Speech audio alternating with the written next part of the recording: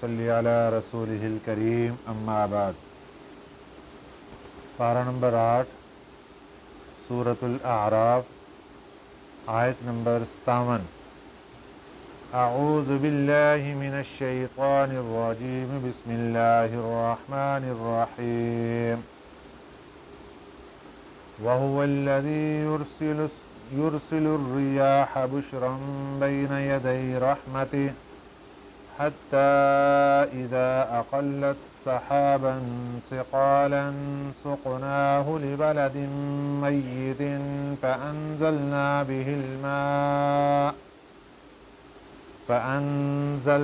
به الماء فأخرجنا به من كل الثمرات كذلك نخرج الموتى لعلكم تذكرون والبلد الطيب يخرج نباته بإذن ربه والذي خبث لا يخرج إلا نكدا كذلك نصرف الآيات لقوم يشكرون صدق الله العظيم۔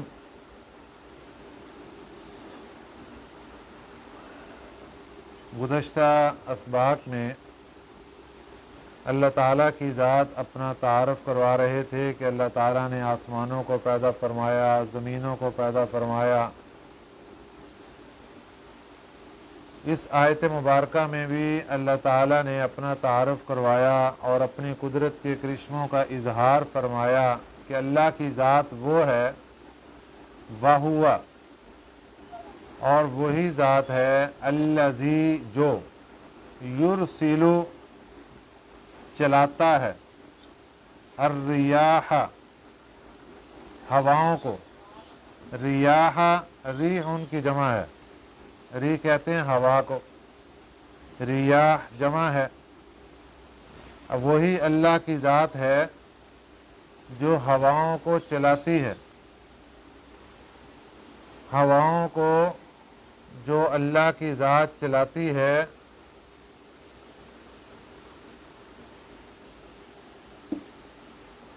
اور اس کے بعد آگے کیا نظام ہوتا ہے؟ ہوائیں کس کام کے لیے ہوتی ہیں؟ بشرن، خوشخبری سنانے کے لیے، بین یدی رحمتی، بین یدی کا معنی ہے پہلے، رحمتی ہی، اس کی رحمت سے پہلے، یعنی باران رحمت سے پہلے ہوائیں چلتی ہیں ٹھنڈی، جو کہ نشانی ہوتی ہے کہ اب اللہ کی طرف سے بارش آنے والی ہے۔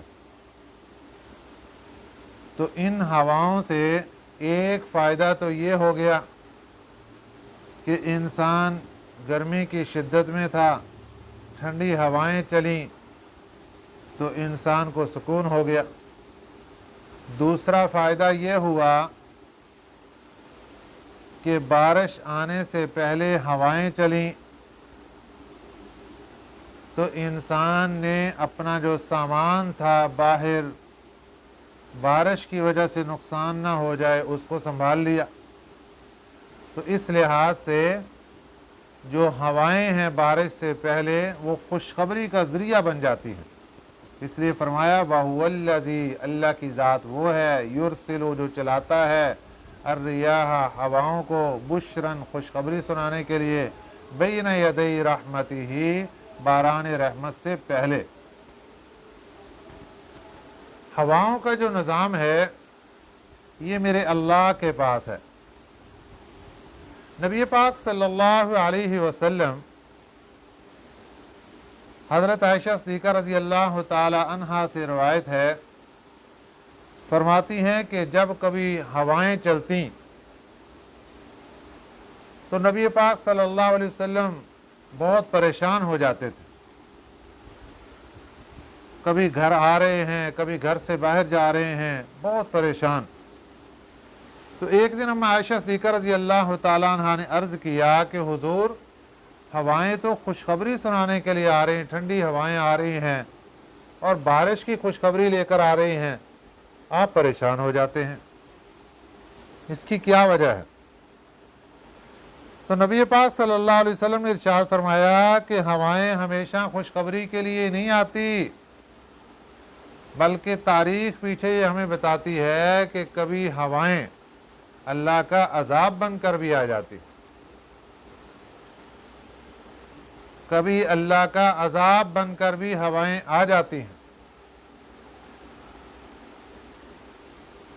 جیسے پچھلی ایک قوم تھی، اللہ تعالیٰ نے ان کے اوپر قحط سالی نازل فرما دی، بارش کا نام و نشان ختم ہو گیا، کھانا پینا غلہ سب کچھ ختم ہو گیا۔ اب وہ پیاس سے بھی بلبلا رہے ہیں، بھوک سے بھی ستائے ہوئے ہیں۔ اللہ تعالیٰ نے بادل بھیج دیا، بہت نافرمان قوم تھی، نبی کو ستا چکے تھے، اللہ نے بادل بھیج دیا۔ اب بادل جیسے آیا اس کو دیکھ کر سبھی لوگوں نے خوشیاں منانا شروع کر دیں کہ لو جی اب بارش کا نظام آئے گا، ہوائیں آئیں گی، بارش آئے گی۔ اب بادل کالے سیاہ تھے،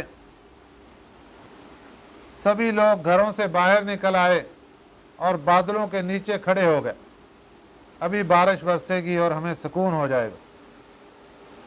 اللہ تعالیٰ نے ان بادلوں سے آگ برسا دی اور سب کو جلا کر راکھ کر دیا وہیں پر۔ یہ اللہ کا عذاب آیا۔ اس سے معلوم ہوا کہ ہر وقت انسان کے لیے بادل اور ہوائیں یہ خوشخبری ہی نہیں ہوتی، کبھی اللہ کی پکڑ بھی آ جاتی ہے۔ حتی اذا اقلت سحابا ثقالا، پہلے ہوائیں آتی ہیں، حتی یہاں تک کہ اذا جب، اقلت وہ اٹھا لاتی ہیں، سحابا ثقالا، سحاب کہتے ہیں بادل کو، ثقالا کہتے ہیں بھاری، بوجھل۔ اب بھاری بادل کیسے؟ ان بادلوں کے اندر اللہ نے پانی اسٹاک کیا ہے، اللہ کا نظام، وہ پانی کے گیلنوں کے گیلن، ہزاروں لاکھوں گیلن پانی ان بادلوں کے اندر اسٹاک، گویا کہ ٹینک ہیں پانی کے وہ۔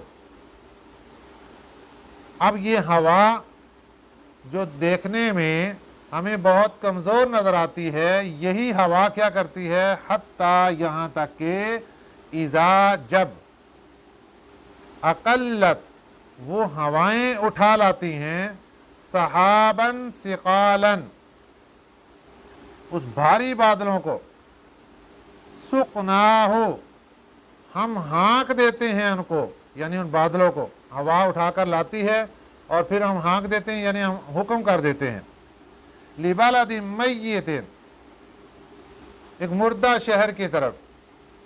اللہ کا حکم ہو جاتا ہے ہوا کو کہ ان بادلوں کو فلاں مردہ شہر پر لے جاؤ۔ مردہ شہر سے مراد یہاں پر بنجر زمین، وہ زمین جس کے اوپر کوئی کھیتی ابھی نہیں ہے اور اس کو پانی کی ضرورت ہے، بلد میت۔ وہاں پر جب وہ پہنچتے ہیں بادل تو فَأَنزَلْنَا بِهِ الْمَاءَ، پھر ہم نے اتارا وہاں سے پانی کو، ان بادلوں سے اللہ تعالیٰ نے پانی برسایا۔ فَأَخْرَجْنَا بِهِ مِنْ كُلِّ الثَّمَرَاتِ، پھر ہم نے نکالا من کل الثمرات ہر قسم کے پھلوں کو۔ پہلے اللہ تعالیٰ نے ہوائیں چلائیں، ہواؤں نے بادلوں کو اٹھایا اور پھر بادلوں کو جب لے کر اللہ تعالیٰ کا نظام وہاں بلد میت مردہ شہر پر کے پاس یہ ہوائیں بادلوں کو پہنچا چکیں، پھر اللہ کا حکم ہوا، بادلوں نے پانی برسایا، پھر اس پانی کے ذریعے سے اللہ تعالیٰ نے زمین سے مختلف قسم کے پھلوں کو اگایا۔ اللہ فرماتے ہیں کذالک نخرج الموتى لعلکم تذکرون، اسی طرح ہم نکالیں گے مردوں کو، لعلکم تذکرون، تاکہ تم خوب غور و فکر کر لو، خوب نصیحت حاصل کر لو۔ जिस तरह आज ये बादलों का निज़ाम, हवाओं का निज़ाम और पानी का आसमान से उतरना और फिर ज़मीन के ऊपर बरसना और ज़मीन से फिर गल्ला और अनाज का निकलना, ये सब कुछ तुम्हारे सामने है। इसी तरह ये भी ज़हन के अंदर रखो कि जैसे ये आज गल्ला ज़मीन से निकल रहा है, इसी तरह अल्लाह की ज़ात मुर्दा लोगों को भी ज़मीन से निकालेंगे और क़यामत के दिन अपने सामने खड़ा करके हिसाब व किताब लेंगे। क़यामत के दिन जब पहली मर्तबा सूर फूंका जाएगा तो उसमें जितने लोग उस वक़्त मौजूद होंगे वो सब के सब मर जाएंगे और कोई जानदार बाकी नहीं बचेगा, न आसमानों पर न ज़मीनों पर। तो फिर अल्लाह की ज़ात आसमान से बारिश बरसाएंगे।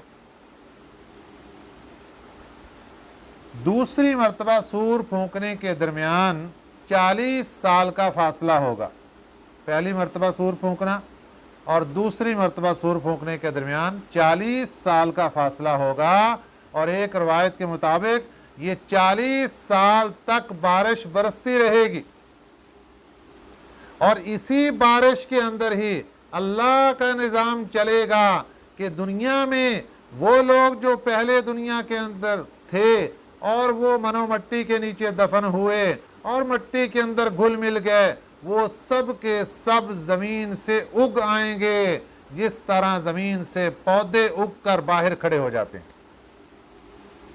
ऐसे अल्लाह इस बारिश के अंदर लोगों के जो जिस्म के ज़र्रात बिखरे पड़े, मट्टी हो गए, अल्लाह उन सब को जमा फरमाएंगे और एक पूरा धड़, पूरा जिस्म इंसान का वो सामने खड़ा हो जाएगा। जिन लोगों ने दुनिया में एक दूसरे को पहचाना था वो वहां पहचानेंगे एक दूसरे को, लेकिन अभी रूह नहीं है। अगर रूह हो तो उस वक्त वो एक दूसरे को पहचाने कि ये कौन है, ये कौन है, ये कौन है। जब 40 साल मुकम्मल हो गए फिर अल्लाह हजरत इसराफील अलैहिस्सलाम को हुक्म फरमाएंगे दोबारा सूर के अंदर फूंक मारो। जब दोबारा सूर के अंदर फूंक मारेंगे तो अब रूहें जो अल्लाह के पास थीं, नेक लोगों की रूहें इल्लियीन में जमा थीं सातों आसमानों से ऊपर, और बदकार लोगों की और नाफरमान लोगों की रूहें सातों ज़मीनों के नीचे सिज्जीन मकाम के अंदर जमा थीं। अल्लाह सब को छोड़ दें, जाओ अपने अपने जिस्मों के अंदर चले जाओ। अब सब रूहें जिस्मों के अंदर आ जाएंगे, सब लोग जिंदा हो जाएंगे। हजरत आदम अलैहिस्सलाम से लेकर क़यामत तक आने वाला आखिरी इंसान सब के सब जिंदा हो जाएंगे। फिर हिसाब किताब शुरू होगा, क़यामत का मंजर कायम होगा। वल बलदु तय्यिब, इस आयत मुबारका में अल्लाह ने बहुत अहम मसला बयान फरमाया कि आसमान से बारिश तो उतरी, बारिश ने ये नहीं देखा कि ज़मीन के ऊपर अच्छी ज़मीन कौन सी है और बुरी ज़मीन कौन सी है, फसल उगाने वाली ज़मीन कौन सी है और फसल ना उगाने वाली ज़मीन कौन सी है, बंजर ज़मीन कौन सी है और आला ज़मीन कौन सी है, कोई नहीं देखा। बारिश सब के ऊपर एक जैसी बरसी, यहाँ तक कि पत्थरों और पहाड़ों पर भी बारिश एक जैसी बरसी। उसमें फिर जो बलद तय्यब था, जो पाकीज़ा ज़मीन का टुकड़ा था, आला ज़मीन का टुकड़ा था, वल बलद तय्यब, उसको कुरान पाक ने बलद तय्यब कहा, जिसके अंदर ताजगी थी, जिसके अंदर जान मौजूद थी कि वो गल्ला उगा सके, वो फसल उगा सके, वो पौधों को उगा सके, उसको बलद तय्यब कहा गया। वल बलद तय्यब, और पाकीज़ा शहर, यखरुजु, निकलता है, नबातुहु, उसका सब्ज़ा, बिइज़्नि रब्बिही, अपने रब के हुक्म से। पाकीज़ा शहर है, बारिश बरसी, वहां से सब्जा उगा, सब्जा वहां से बाहर आया, उसकी मर्जी से नहीं आया, अल्लाह के हुक्म से आया। और दूसरी तरफ एक और जमीन है,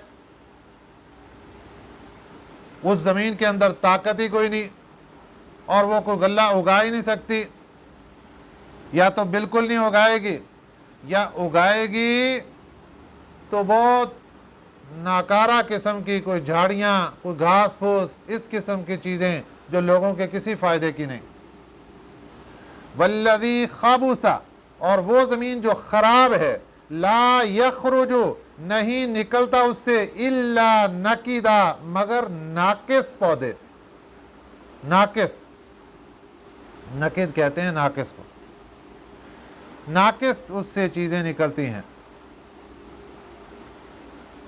कज़ालिका नुसर्रिफुल आयाति, इसी तरह हम फेर फेर कर बतलाते हैं आयतें, लिक़ौमी यशकुरून, ऐसी कौम के लिए, यशकुरून जो कदरदान है, शकर यशकुरु जो शुक्र अदा करता है, जो कदरदान है, उसके लिए तो हम आयतें फेर फेर कर बतला रहे हैं, उसके लिए तो फ़ायदेमंद हैं, और जो कदरदान नहीं उसके लिए फ़ायदेमंद नहीं। इस आयत मुबारक में अल्लाह ताला ने हमें यह मसला समझा दिया कि जिस तरह आसमान से बारिश बरसती है, सभी ज़मीनों पर एक जैसी बरसती है, लेकिन उसमें बलदे तय्यब, वहाँ से फसलें भी उगती हैं, पौधे भी उगते हैं, लोगों के लिए कितना फ़ायदेमंद साबित होते हैं, खुद ज़मीन भी कितनी खूबसूरत नज़र आती है। और दूसरी तरफ ख़राब ज़मीन, वहाँ पर भी बारिश बराबर की बरसी, लेकिन वहाँ से क्या हुआ, कोई पौधे नहीं उगे, लोगों को कोई फ़ायदा हासिल नहीं हुआ, खुद उस ज़मीन को भी कोई फ़ायदा हासिल नहीं हुआ। अल्लाह ने ये मिसाल देकर इंसान को समझाया कि इंसान भी दो किस्म के हैं दुनिया में।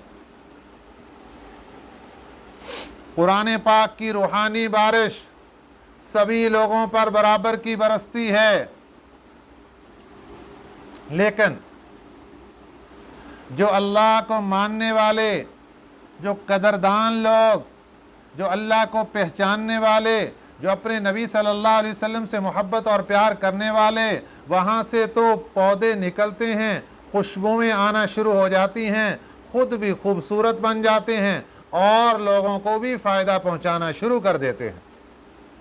लेकिन जिस तरह ख़राब ज़मीन, इसी तरह ख़राब इंसान भी हैं, ख़राब लोग भी हैं, जिनके ऊपर कुरान पाक की रूहानी बारिश कोई फ़ायदा नहीं देती, और उनके अंदर की खबासत की वजह से और नाकदरी की वजह से कुरान पाक की रूहानी बारिश से उनको कोई फ़ायदा हासिल नहीं होता। इसलिए अगर किसी आदमी को आज कुरान पाक से फ़ायदा हासिल हो रहा है, वो अल्लाह का शुक्र अदा करे कि हमें अल्लाह ने बलद तय्यब के साथ मिसाल के साथ ज़िक्र फरमाया। और सबसे बड़ी खुशखबरी ये कि अल्लाह ने हमें यशकुरून कदरदान लोगों के अंदर शामिल फरमाया है, वरना दूसरी किस्म के लोग नाकदरे हैं, ना शुक्रे हैं। इसलिए जो बंदा कुरान पाक से फ़ायदा हासिल कर लेता है, उसको तो कुरान पाक ने यशकुरून कदरदान कहा है कि इसने कदर डाली है, फ़ायदा हासिल किया है। इसके बाद अल्लाह ताला ने अम्बिया अलैहिमुस्सलातु वस्सलाम के वाक़यात शुरू फरमा दिए। यहाँ से सूरतुल आराफ में, अभी तक सूरतुल आराफ के शुरू से यहाँ तक अल्लाह ताला ने इंसान को समझाया नसीहतों के ज़रिए से, अहकामात के ज़रिए से, पैगामात के ज़रिए से। अब अल्लाह ताला इंसान को समझा रहे हैं मिसालों के ज़रिए कि देखो, जो जो हमने हुक्म किए हैं इन पर अमल कर लेना, वरना ये हालात देख लो पिछली कौमों के तुम्हारे सामने आ रहे हैं। उनमें भी दो किस्म के लोग बन गए थे, कुछ मानने वाले थे کچھ نہ ماننے والے تھے اور نہ ماننے والوں کو ہم نے کیسے پکڑا اور ان کے اوپر کیسے عذاب آیا اور ہم نے ان کو کیسے ہلاک اور تباہ و برباد کر کے رکھ دیا۔ تو یہاں سے مختلف انبیاء علیہ السلام کے واقعات شروع ہو رہے ہیں۔ سب سے پہلے نمبر پر حضرت نوح علیہ السلام کا واقعہ ذکر ہو رہا ہے۔ انبیاء علیہ السلام کا سلسلہ حضرت آدم علیہ السلام سے شروع ہوا، لیکن قرآن پاک میں وہ قومیں جن کے اوپر نافرمانی کی وجہ سے عذاب نے آ پکڑا ان میں سب سے پہلی قوم حضرت نوح علیہ السلام کی قوم ہے۔ اس سے پہلے جو نبی دنیا میں تشریف لائے وہ انسانوں کو دنیاوی احکامات بتانے کے لیے تھے، دنیا کے اندر رہنے سہنے کا طریقہ۔ جس طرح حضرت آدم علیہ السلام تشریف لائے، اللہ تعالیٰ نے ان کو بہت سی چیزیں سکھا دیں کہ دنیا کے اندر ایسے رہنا ہے، لباس یوں تیار کرنا ہے، فلاں یوں فلاں یوں فلاں یوں۔ ان کے بعد حضرت ادریس علیہ السلام تشریف لائے، وہ قلم کے موجد ہیں، لکھنے کا طریقہ قلم کا یہ وہاں سے شروع ہوا، اور سوئی کا، کپڑے کو سلائی کیسے کرنا ہے یہ بھی طریقہ وہیں سے شروع ہوا، اور مشین کی ایجاد بھی حضرت ادریس علیہ السلام نے شروع کی۔ حضرت ادریس علیہ السلام کا زمانہ حضرت نوح علیہ السلام اور حضرت آدم علیہ السلام کے درمیان میں ہے۔ یہ حضرت نوح علیہ السلام کے اجداد میں ان کا ذکر آتا ہے۔ تو حضرت نوح علیہ السلام کے زمانے میں بت پرستی بہت شروع ہو چکی تھی۔ اس کی وجہ یوں ہوئی کہ حضرت نوح علیہ السلام کے زمانے سے پہلے 5 اللہ کے ولی تھے بڑے بڑے، جن کے نام قرآن پاک میں سورہ نوح کے اندر اللہ پاک نے ارشاد فرمائے، ود، سوا، یغوث، یعوق اور نصر، سین کے ساتھ۔ یہ 5 بڑے بڑے بزرگ تھے۔ ان کا جب انتقال ہو گیا تو لوگ ان کے جو مریدین تھے، ان کے ساتھ اٹھنے بیٹھنے والے تھے،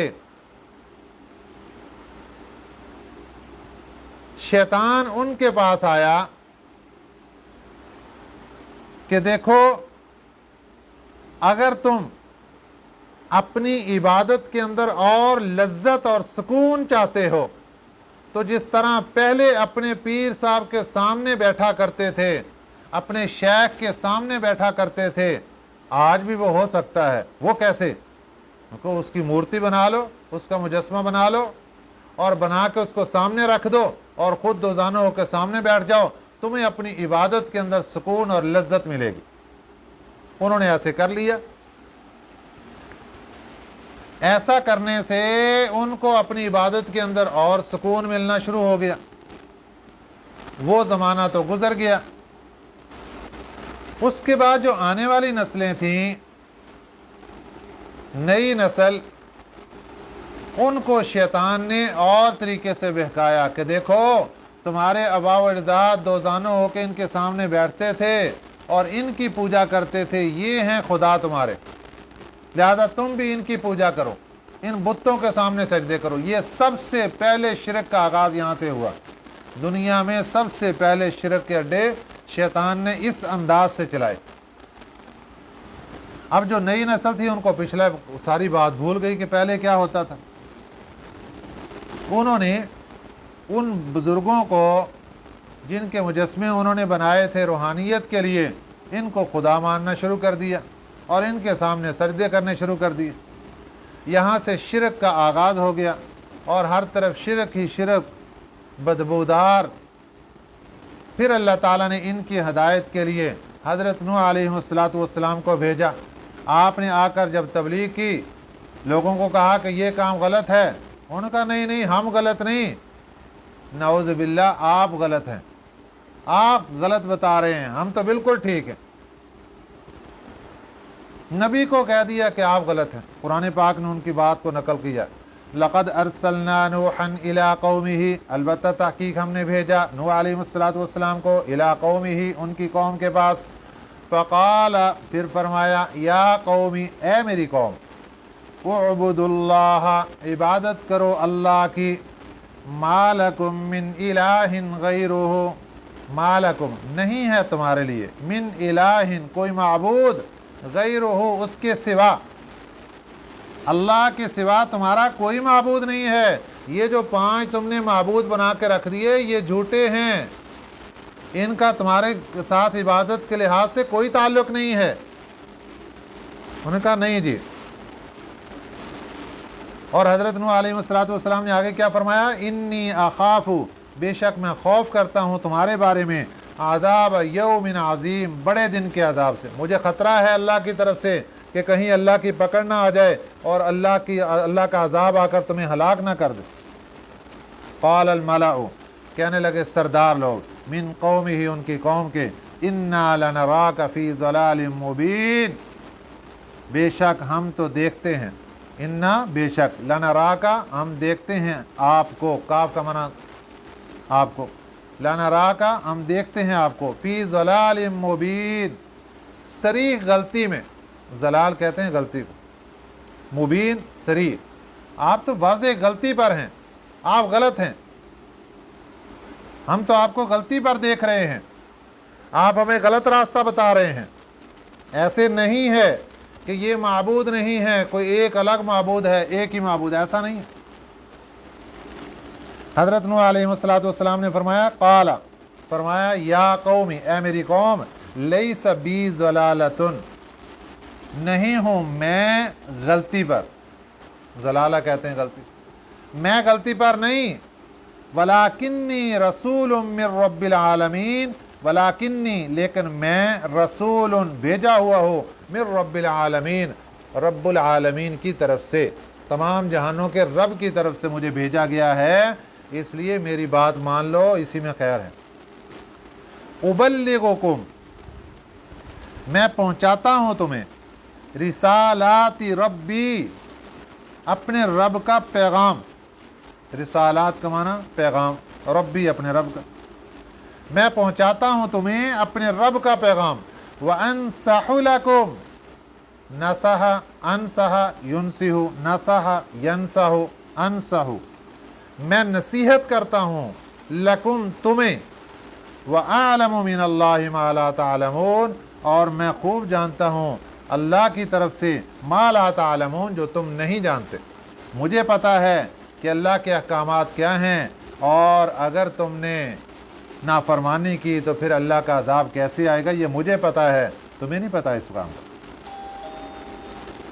अवा अजिबतुम अन जाअकुम, क्या तुमको ताज्जुब हुआ, अन जाअकुम, ये कि आए तुम्हारे पास, ज़िक्रुन, नसीहत, मिर रब्बिकुम, तुम्हारे रब की तरफ से, अला रजुलिन, एक ऐसे आदमी पर, मिनकुम, जो तुम्ही में से है।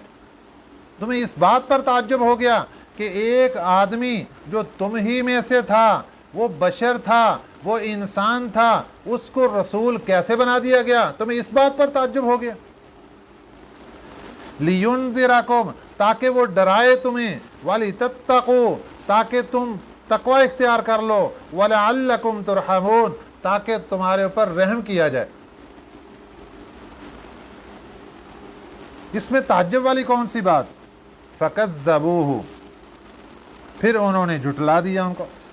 फ़अनजयनाहु, फिर हमने निजात दी उनको।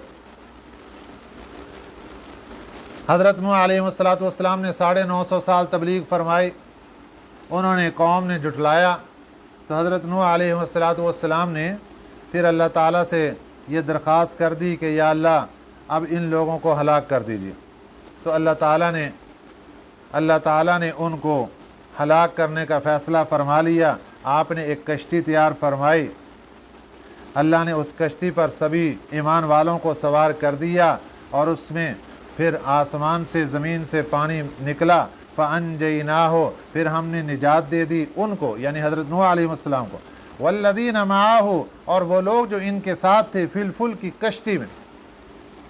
سب کو نجات دے دی۔ وَأَغْرَقْنَا الَّذِينَ كَذَّبُوا، اور ہم نے غرق کر دیا، ڈبو دیا، الَّذِينَ ان لوگوں کو، كَذَّبُوا بِآيَاتِنَا جنہوں نے جھٹلایا تھا ہماری آیتوں کو۔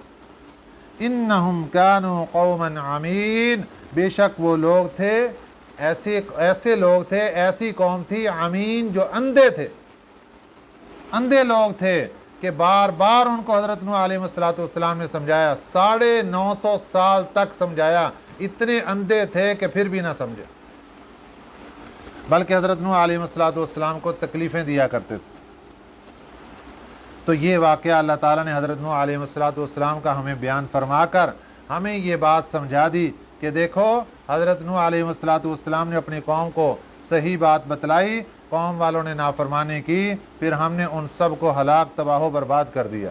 تو اس لیے اے امت محمدیہ کے لوگوں، تم بھی سمجھو اگر تم نے بھی نافرمانی کی تو ایسا اللہ کا عذاب تمہارے اوپر بھی آ سکتا ہے۔ اللہ تعالی ہمیں صحیح سمجھ نصیب فرمائے، آمین۔ وما علینا الا البلاغ المبین۔ اللہم صلی